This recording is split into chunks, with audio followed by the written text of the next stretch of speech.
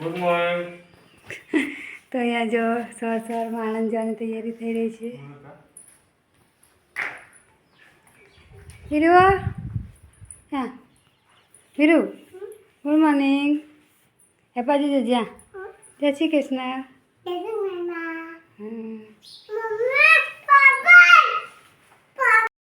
Hello everyone, કેમ છો? I hope કે તમે બધા મજામાં હશો. તો જો અહીંયા સવારના વાગી ગયા છે 9:30 અને અમે નાઈથી ફ્રેશ થઈ ગયા છીએ. અને અહીંયા મારો વિરાટ શું કરે છે? વિરાટ હેલો ટેબ્લેટ જોવો છો? વિરાટ જોવે છે ટેબ્લેટ. શું જોવો તમે? કાર્ટૂન જોવો છો? અહીંયા વિરાટના પપ્પા ગયા છે જોબ પર અને બધા છોકરા જતા રહ્યા છે સ્કૂલમાં. તો આજે અમે છીએ વિરાટ અને હું એકલા. તો એ બધા 2 વાગે પાછા આવશે. તો અહીંયા જો આપણે કટકા મીઠા અને અગરવાળા કર્યા હતા તે સૂકવી દીધા છે. અહીંયા જો પંખા નીચે મૂકી દીધા છે. સૂકવી જાય પછી પાણી બધું ચૂસાઈ જાય એટલે હાથમાં નાખશું આપણે.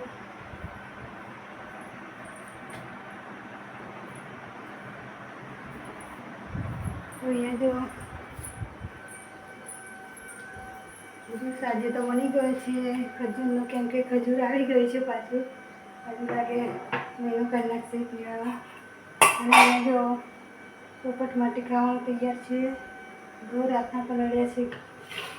પોપટ ઘોર ખાય છે અને બાવટો ખાય છે. તો મારે જ્યુસ પણ પીવાનું બાકી છે હજુ. અને જો બધું કામ પતી ગયું છે. કપડાં પણ ધોવા નાખ્યા છે. વાસણ ઘસી ગયા. હા હા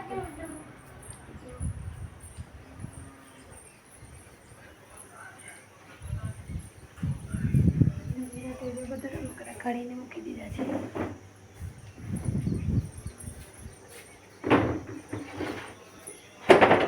બધા રમકડા મેં કોતરીમાં ભરી દીધા છે. જે કોતરી ભરી ગયા છે એ વેકેશન પૂરું થઈ ગયું છે.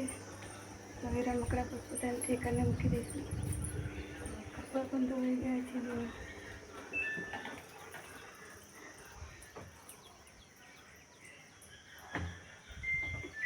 જાતની ખાવા છે કાજુ બદામ. કાજુ બદામ લેશે ખરો કે એનામાંથી બદામ કાઢી નાખવાની. કાજુ ખાવાના. બદામ ખાઈ જજે. હા કાજુ જ ખાવાના, બદામ નહીં ખાવાની. અમારા મીઠું શું કરી રહ્યા છે? મીઠું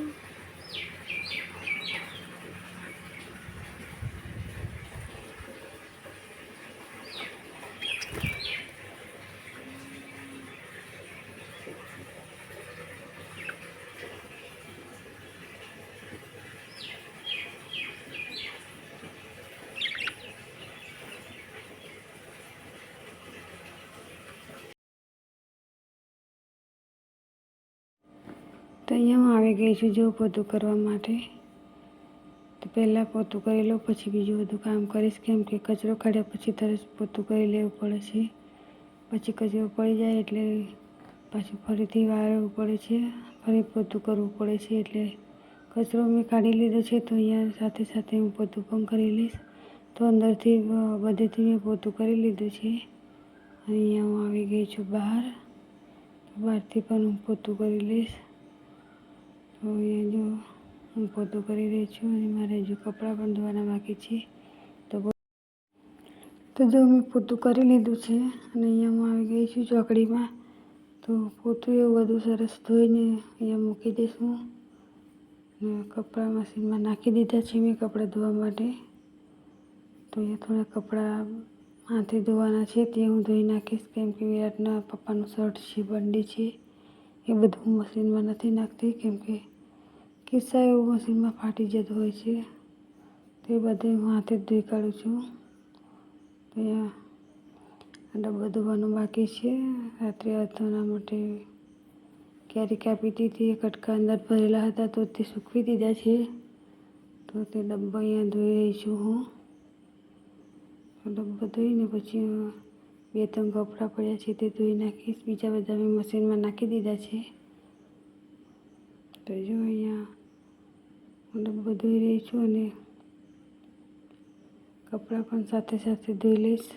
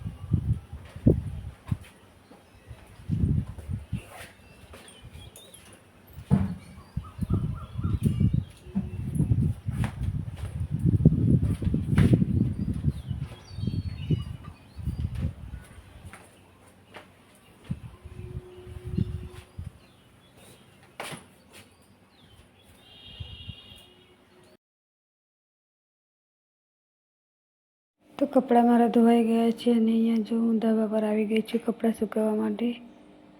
તો સાડીઓ મેં અંદર જ નાખી દીધું છે કેમ કે ત્યાં સુકાઈ જાય છે. આમ તો ત્યાં બધા જ કપડાં સુકાઈ જાય છે, પરંતુ હું ધાબા પર જ નાખું છું કેમ કે તાપમાં થોડા વહેલા સુકાઈ જાય છે.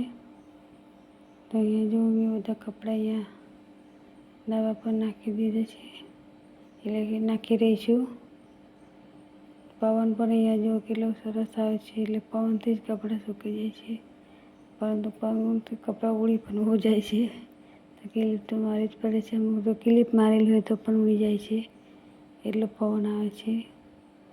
તો અહીંયા જો કપડાં બધા હું સૂકવી દઈશ, પછી જઈશ કિચનમાં અને પછી જમવાનું બનાવવાનું ચાલુ કરીશ. કપડાં સુકવતા મારે 12 વાગી ગયા છે.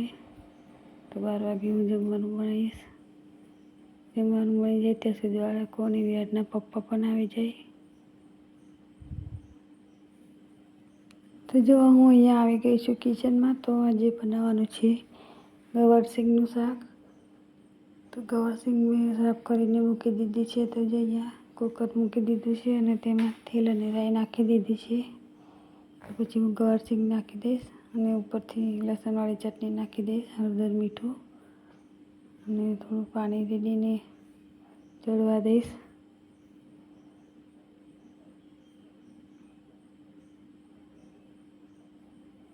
તો શાક રોટલી મારું બની જાય એટલે પછી કામ બધું પૂરું થઈ જાય. અને કામ તો કોઈ દિવસ પૂરું થતું નથી હોતું કેમ કે ઘરમાં તો ઘણા બધા કામ હોય છે, તો પણ જલ્દી કરવું પડે છે કેમ કે એકની ઉપર જતું રહે એટલે પછી જમવાનું બનાવવાનું મન નથી થતું.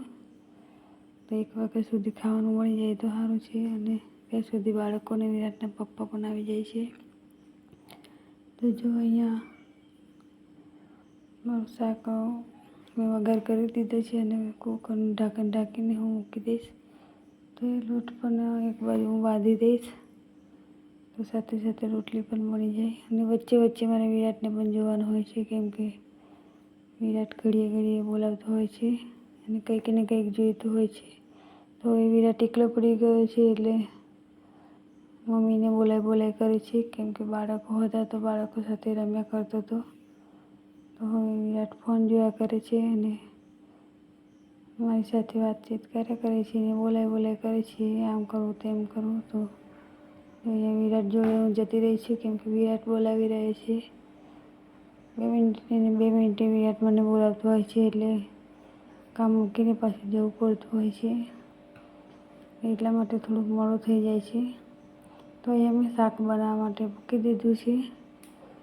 લોટ પણ કાઢી લીધો છે. જો તો પહેલાં હું લોટ બાંધી દઈશ, પછી રોટલી બનાવી દઈશ. તો શાક રોટલી બનાવીને હું ફ્રી થઈ જાઉં.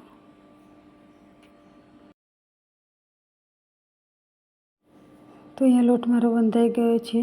તો હું કુકર આ સાઈડે ચડાવી દઈશ અને આ બાજુ રોટલી બનાવી દઈશ કેમ કે એ બાજુ રોટલી બનાવતા ફાવતું નથી, જગ્યા પણ નથી એ બાજુ. તો આ બાજુ હું લોટી મૂકીને રોટલી બનાવી દઈશ. તો અહીંયા મેં કુકર પેલી બાજુ મૂકી દીધું છે અને જો અહીંયા વિરાટ નીચે ફોન જોઈ રહ્યો છે. તો વચ્ચે વચ્ચે એની સાથે પણ વાત કરતી રહીશું. વિરાટ એકલો પડી જાય છે એટલે કિચનમાં આવતો રહેશે વાત મારી સાથે.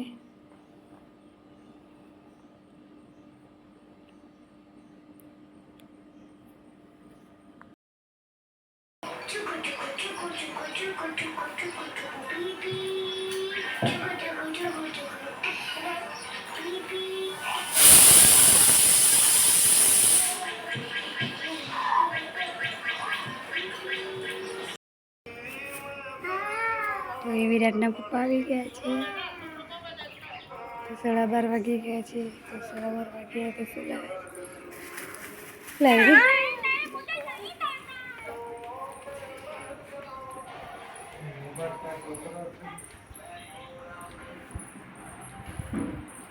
તો કેરી અને સફરજન લાવે છે વિરાટના પપ્પા. તો હવે રોટલી શાક અને કેરીનો ઉમેરો થઈ ગયો છે. જો અહીંયા વિરાટના પપ્પા બહાર બેસનના દાંત બનાવવા જવાની તૈયારી કરે છે. કઈ બાજુ જવાનું છે આજે? कहीं जान नडियाद और जा रहे हैं ताप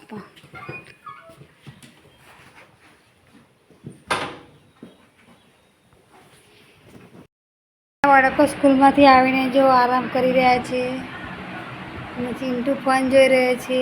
અનુષ્કા કાવ્યા ઊંઘી રહ્યા છે. જો મારો વિરાટ ઉઠી ગયો છે. વિરુ ઉઠો.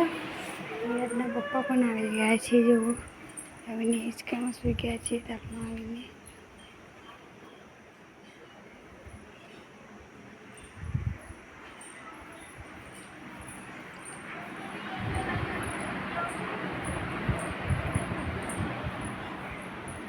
તો અહીંયા વિરાટના પપ્પા મફરી લાવે છે લીલી, તો તેને બાફવા માટે કોઈ મૂકી દઈએ.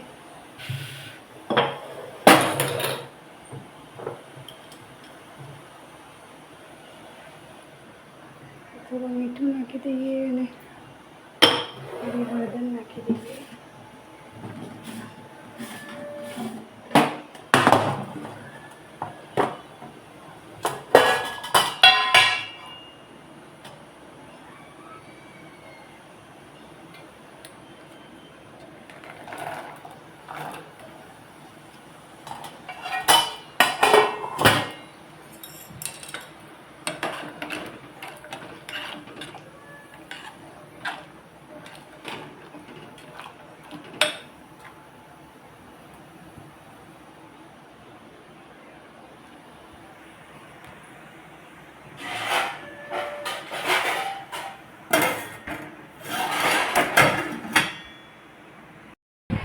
અહીંયા ચૂંદો નાખવાની તૈયારી થઈ રહી છે.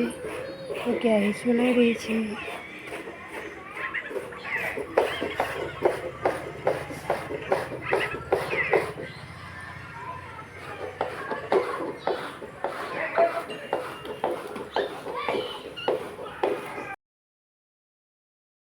તો જો અહીંયા પપ્પા આવી ગયા છે ચૂંદો બનાવવા માટે.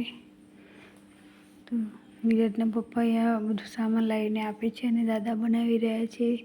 તો બધું નાખી દીધું છે. તો ચૂંદો એવું બનાવવાનું હોય એટલે પપ્પા જ આવે છે બનાવવા માટે. તો અથાનું પણ પપ્પા જ નાખવાના છે. તો જો અહીંયા મિક્સ કરી રહ્યા છે. ખાંડ એવું બધું નાખી દીધું છે. અને વિરાટના પપ્પા અહીંયા લવિંગ કચરી રહ્યા છે. તો અહીંયા આ સાથે આજનો વિડીયો પૂરો કરું છું. તો મળીએ એક નવા બ્લોગમાં નવા વિડીયો સાથે. ત્યાં સુધી આવજો.